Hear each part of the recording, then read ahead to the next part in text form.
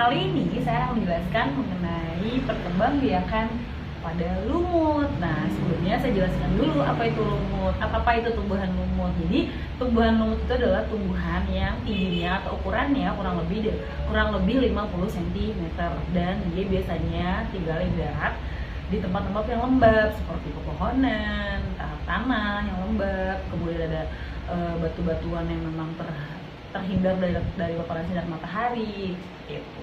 Nah, perlu kalian tahu juga kalau perkembangan lumut itu ada dua tahap, bisa secara dengan tahap vegetatif dan secara tahap generatif. Kita bahas dulu ya yang secara tahap generatif atau tahap dengan menggunakan terjadi peleburan sel telur dengan sel sperma. Nah, jadi pada saat lumut sudah dewasa, itu ada yang namanya gametofit jantan. Nah, gametofit jantan itu biasanya menghasilkan antheridium. Nah, antheridium itu adalah alat kelamin laki-laki atau sperma. Sedangkan pada gametofit betina, dia menghasilkan archegonium atau alat kelamin perempuan. Nah, nanti si antheridium dan si archegonium itu nanti akan bertemu dan menghasilkan yang namanya zigot.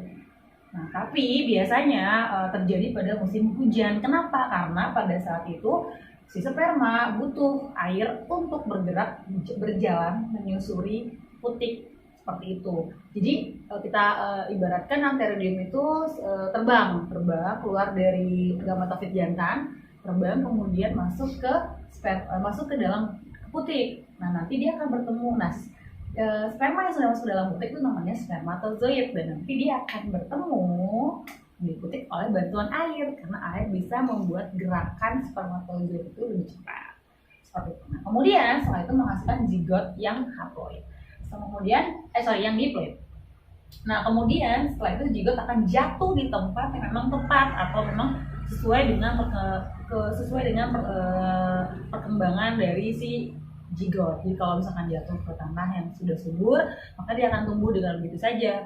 Nah, nanti berkecambah menghasilkan protonema. Nah, protonema itu nanti akan berkembang lagi menjadi gametofit jantan dan gametofit betina. Itu adalah proses perkembangan lumut secara generatif atau dengan cara meleburkan sel kelamin jantan dan sel kelamin betina.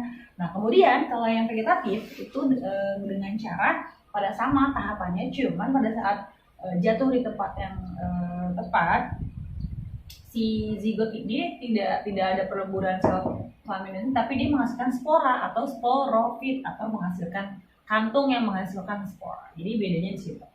Oke, terima kasih atas partisipasinya. Jangan lupa like, comment, dan subscribe sebanyak-banyaknya untuk mendukung channel kami. Mohon maaf kalau ada kesalahan dari penjelasan, gambar, dan suara karena masih belajar.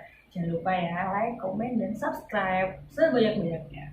Jangan lupa follow IG saya juga di bawah description box. Oke, terima kasih. Wassalamualaikum warahmatullahi wabarakatuh.